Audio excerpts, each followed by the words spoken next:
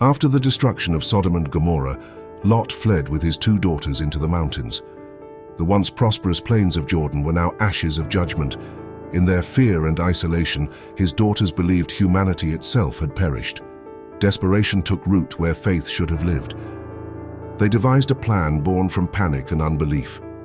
On 2 consecutive nights, they made their father drunk with wine, and without his knowledge, each lay with him. From those shameful nights were born 2 sons, Moab, the child of the firstborn, and Ben-Ammi, son of the younger.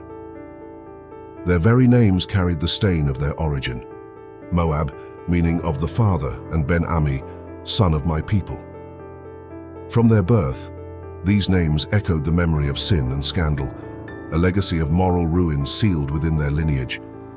This story stands as one of the most disgraceful episodes in the Bible's genealogies, a moment when human fear triumphed over trust in God's promises. From the womb of this transgression came nations destined to walk the path of rebellion, idolatry, and corruption. Their existence began not with divine blessing, but with deception and immorality. What began in a cave would echo through generations, for these children of Lot would become the Moabites and the Ammonites, 2 peoples forever marked by the shadow of their beginning. Though their origin was drenched in shame, the Moabites and Ammonites did not disappear into obscurity.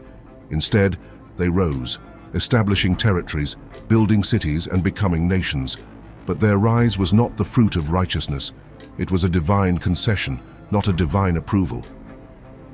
In Deuteronomy 2, the Lord commanded Israel not to provoke or fight the Moabites or the Ammonites. "Do not harass them," he told Moses, "for I will not give you any of their land." Why? Not because of merit, but because of God's sovereignty. A sovereign mercy extended even to peoples born in rebellion. Moab claimed the land of the Emim, giants of strength and renown. Ammon took over the land of the Zamzummim, a people of might and multitudes. These former inhabitants were symbols of human pride and carnal power. But even so, God allowed the children of Lot to remove them and dwell in their place.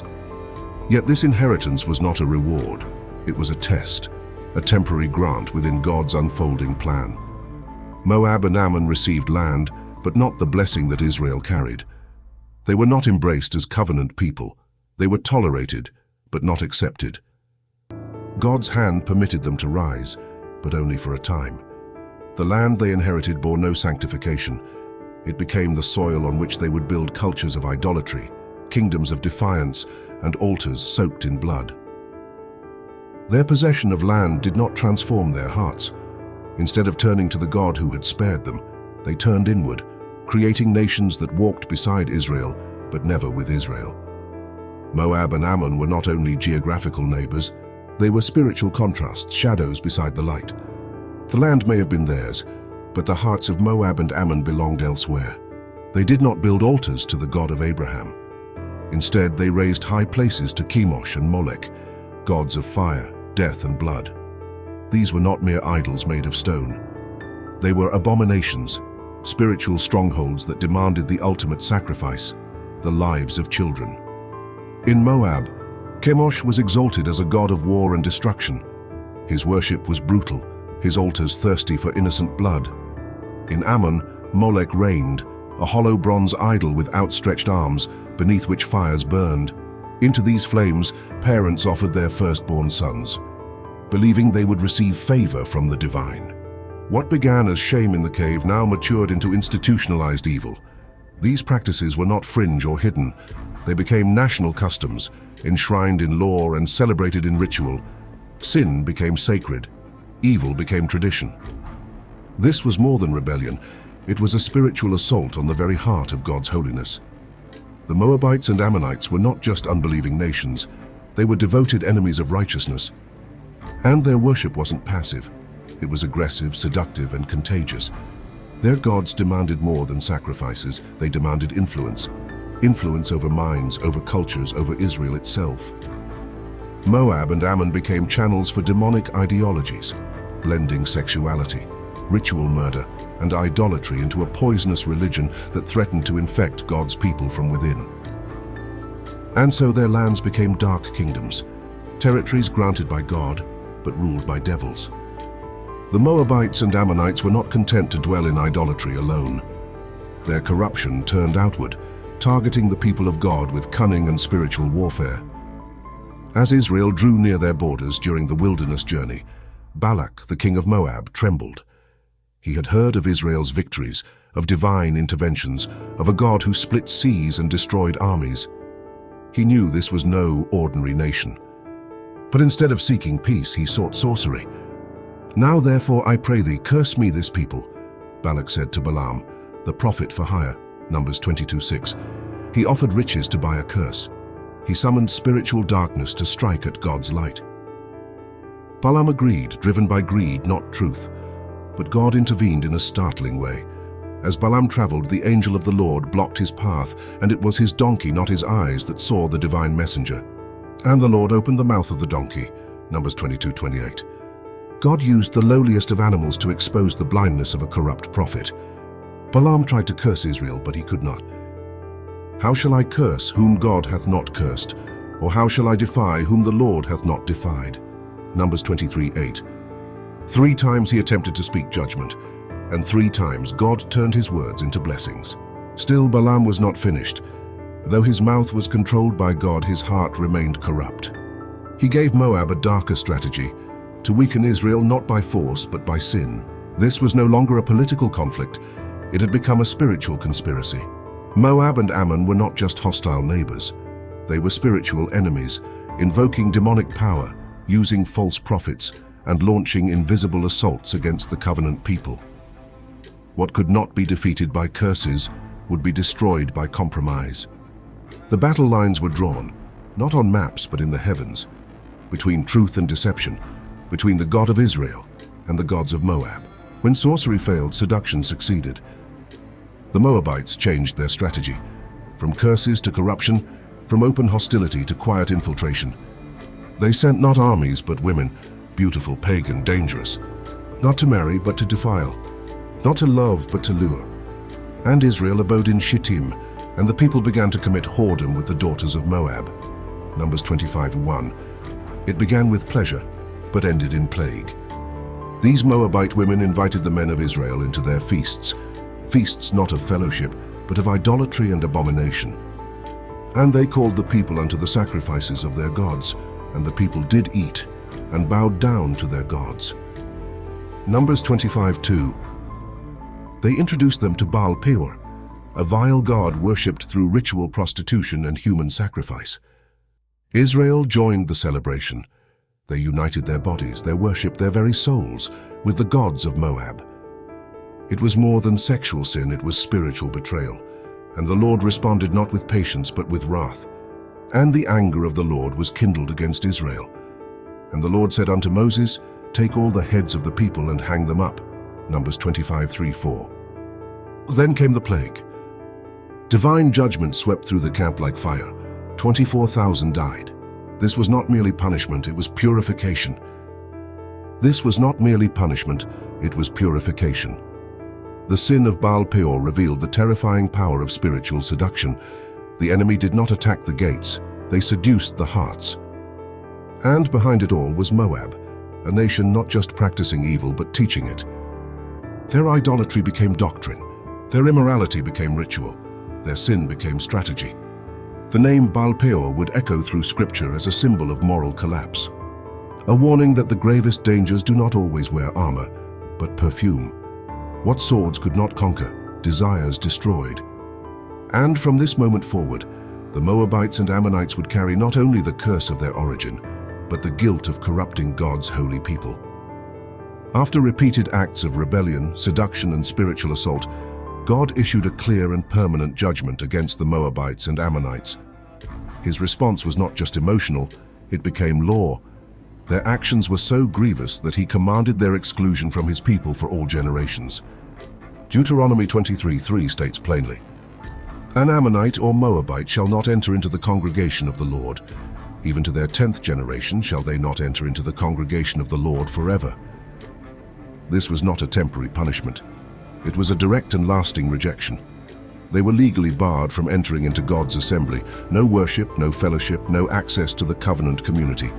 This decree set them apart as spiritually unclean and permanently outside the boundaries of grace that were extended to Israel. God gave two specific reasons for this severe judgment in Deuteronomy 23:4. They did not meet the Israelites with bread and water during their journey from Egypt, showing deliberate inhospitality when God's people were most vulnerable. They hired Balaam to curse Israel, initiating a spiritual attack through sorcery and deceit. But there was an even deeper reason behind the curse. They had corrupted Israel from within. Through their women, their gods, and their rituals, they led the people of God into idolatry, sexual immorality, and betrayal. This wasn't a one-time offense. It was a pattern of intentional defilement.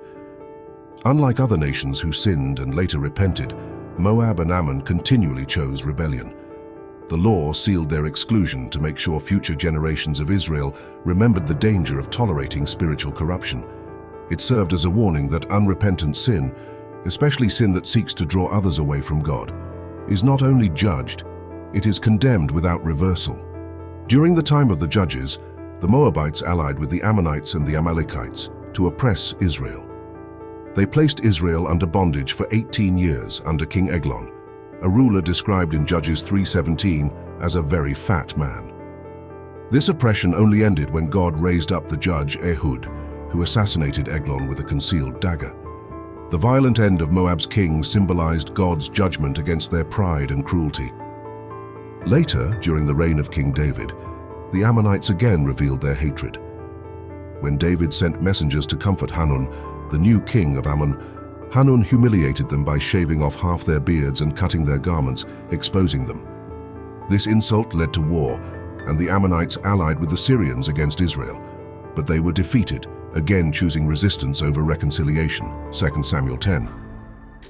In 2 Chronicles 20, both Moab and Ammon joined forces with the people of Mount Seir to attack Judah. King Jehoshaphat responded not with military might, but with prayer and fasting. God intervened supernaturally, turning the allied armies against each other. They destroyed themselves before Judah had to lift a single sword. This event highlighted that the enemies of God's people often fall by their own schemes. These repeated events show a pattern. Moab and Ammon consistently positioned themselves as enemies of Israel. Their alliances, betrayals, and wars were not random. They were part of a long history of rebellion that began at their birth and continued for centuries. Even when shown mercy or offered peace, they responded with mockery, pride, and violence. Their rebellion wasn't just political, it was spiritual. By resisting Israel, they were resisting God's covenant and the future messianic lineage. Their warfare was ultimately directed at the redemptive plan of God itself. The influence of the Moabites and Ammonites didn't end with open rebellion or spiritual seduction during Israel's early history. Their impact went deeper, eventually infiltrating the very heart of Israel's worship. This reached its tragic peak during the reign of King Solomon, the wisest man on earth, who allowed his heart to be swayed by foreign women. Among them were Moabite and Ammonite wives who turned his devotion away from the Lord. 1 Kings 11:7 records a shocking moment in Israel's history. Then did Solomon build a high place for Chemosh, the abomination of Moab, and for Molech, the abomination of the children of Ammon. These were not altars in distant lands. They were built in Jerusalem, the holy city, near the temple of the living God. The same city where God's name dwelt became polluted with altars to gods who demanded human blood and sexual ritual. By building those altars, Solomon crossed a line. He didn't just allow idolatry, he endorsed it. The Moabite and Ammonite gods, once Israel's external enemies, were now inside the walls of God's chosen city. This act ignited God's anger. It wasn't just political compromise, it was spiritual treason. As a result, God pronounced judgment on Solomon's kingdom, and the nation of Israel was torn in two after his death. The presence of Chemosh and Molech in Jerusalem symbolized something devastating: the complete infiltration of enemy influence into Israel's worship and leadership. The idols of Moab and Ammon had gone from foreign threats to internal strongholds.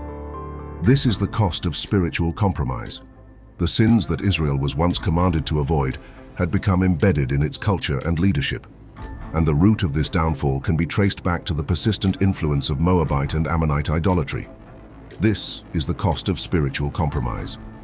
Their legacy was not just one of rebellion, but of contamination.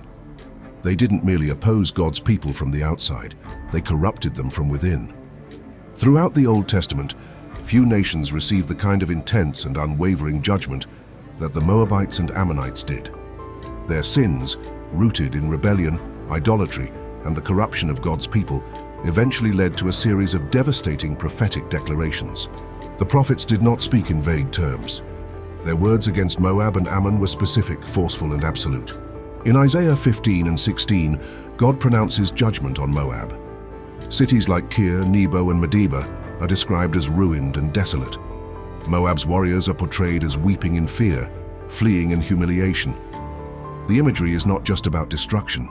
It's about the complete collapse of a people who exalted themselves against God. Jeremiah 48 speaks even more directly. Moab shall be ashamed of Chemosh, as the house of Israel was ashamed of Bethel, their confidence. Jeremiah 48:13. The prophet announces that Moab's pride will be crushed, its cities emptied, its young men slain. Their god Chemosh will be exposed as powerless, unable to save them from divine wrath. In Jeremiah 49, Ammon is addressed. Because they worshipped Molech, and because they claimed land that was not theirs, their fate is declared. Their king shall go into captivity, his priests and his princes together. Ezekiel 25:9-11 goes further, equating Moab with Sodom not just as a comparison, but as a sentence. Just as Sodom was burned by fire, Moab would face destruction without restoration. God would hand them over to the nations, their borders exposed, their name disgraced. Finally, in Zephaniah 2:9, the prophecy reaches its most final tone. Moab shall be as Sodom and the children of Ammon as Gomorrah, even the breeding of nettles and salt pits and a perpetual desolation. Salt pits symbolize more than ruin. They represent irreversible judgment. Nothing grows there, nothing returns. It is final. Unlike other nations, such as Egypt, Babylon, or even Nineveh, Moab and Ammon are given no promise of restoration. Their condemnation is complete. Their names are tied to ruin, rebellion, and rejection. They are not just remembered for what they did, but for what they represented, unrepentant defiance of God's truth. The prophets saw them not just as historical enemies, but as spiritual symbols. Moab and Ammon became examples of what happens when a nation persists in sin and rejects every opportunity for mercy. After centuries of rebellion, corruption, and prophetic condemnation, the fate of Moab and Ammon seemed sealed. Their destruction was total. Their names became synonymous with judgment, and unlike other nations, they were given no hope of restoration. But then comes a mystery, buried in the prophecies of the last days. In Daniel 11:41, during a vision of the Antichrist's global conquest, an unexpected statement appears. He shall enter also into the glorious land, and many countries shall be overthrown. But these shall escape out of his hand, even Edom and Moab, and the chief of the children of Ammon. This passage reveals something surprising. In the very end times, when the Antichrist rises to dominate the world, Moab and Ammon will escape his control. These cursed nations, long judged and condemned by God, will momentarily avoid domination by the most evil ruler in history. Why? Scripture doesn't explain directly. It gives no clear reason why they're spared, only that they are. And this has left many biblical scholars puzzled. It raises a profound theological question. How can nations that were so clearly judged by God escape during such a critical moment in prophetic history? The answer may lie in another prophecy, in Isaiah 11:14, which looks ahead to the reign of the Messiah. But they shall fly upon the shoulders of the Philistines toward the west. They shall spoil them of the east together. They shall lay their hand upon Edom and Moab, and the children of Ammon shall obey them. This suggests that Moab and Ammon are not delivered from judgment forever, but rather preserved for a final reckoning at the hands of God's people during the millennial reign of Christ. Their escape from the Antichrist is not salvation, it is postponement. They are not spared from wrath, they are reserved for it. Even in the final chapters of world history, God has not forgotten the sins of these nations. Their names still appear, not as redeemed peoples, but as enemies who will be subdued when Christ returns to establish his kingdom. This detail shows us something remarkable about the consistency of God's justice. Moab and Ammon, from their shameful origins to their spiritual corruption, are not forgotten. Their rebellion spans not only centuries, but reaches into prophecy and eschatology. Their story is one of unbroken opposition to God, from Genesis to the end of days, and that's why they are remembered as the most cursed nations in all of Scripture. Not because they were the most powerful, but because they were consistently unrepentant. Not because of a single sin, but because of a legacy of spiritual defiance, from incest to idolatry to child sacrifice to the corruption of God's chosen people. Unlike Nineveh, there is no revival. Unlike Babylon, there is no restoration. Moab and Ammon stand alone as living symbols of what it means to reject God's mercy to the very end.